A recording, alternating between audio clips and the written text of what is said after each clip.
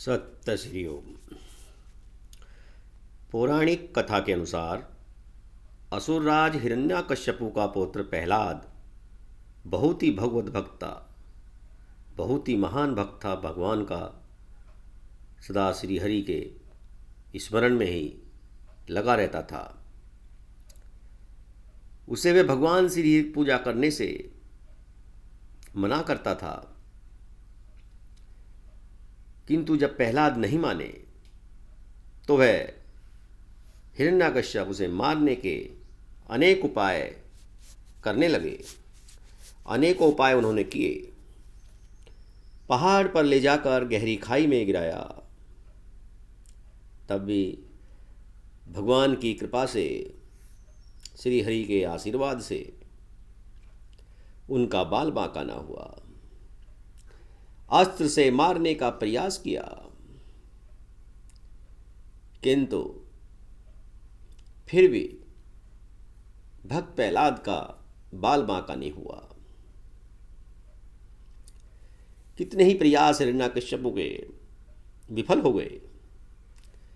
तब उनकी बहन होलिका ने कहा, भैया मैं एक पल में इसे जलाकर मार सकती हूं।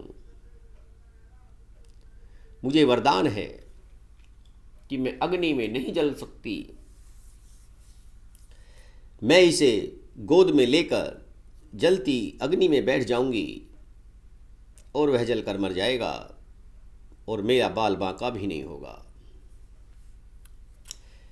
मैं अपने इस वरदान से आपके इस कार्य को सफल करूंगी।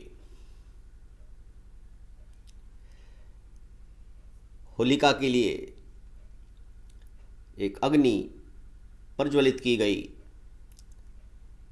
वह भक्त प्रहलाद को लेकर के उस अग्नि में बैठ गई। भक्त प्रहलाद आंख बंद करके श्री हरि के नाम का जप कर रहे थे, इनको स्मरण कर रहे थे, याद कर रहे थे। उन्हें पूर्ण विश्वास था कि भगवान श्री हरि की कृपा से मेरा बाल बांका भी नहीं होगा। जिस समय होलिका प्रहलाद को गोद में लेकर बैठी,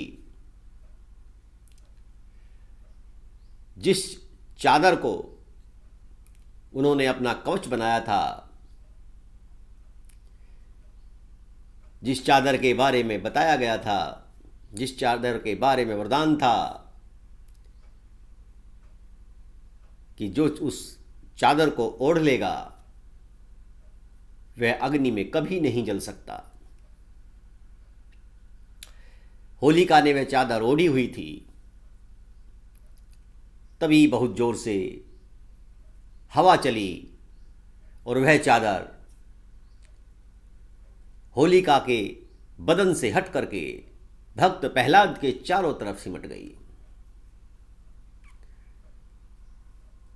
जब चादर, वह वरदानी चादर, वह चमत्कारी चादर भक्त प्रहलाद के शरीर को लिपट गई और होलिका नग्न हो गई, तो दहकती अग्नि में होलिका स्वाहा हो गई।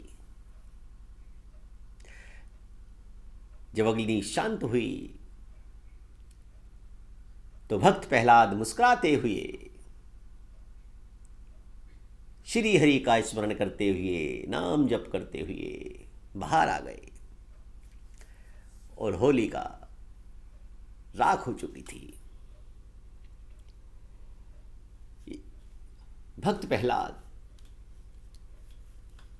जीवित बच गए, होलिका जल गई। तब से उस राक्षसी को जलाने की प्रक्रिया देश में हर वर्ष मनाई जाती है। जल रही होलिका में लोग खेतों से जौ, चने और गेहूं की बालियां तोड़कर भूनते हैं।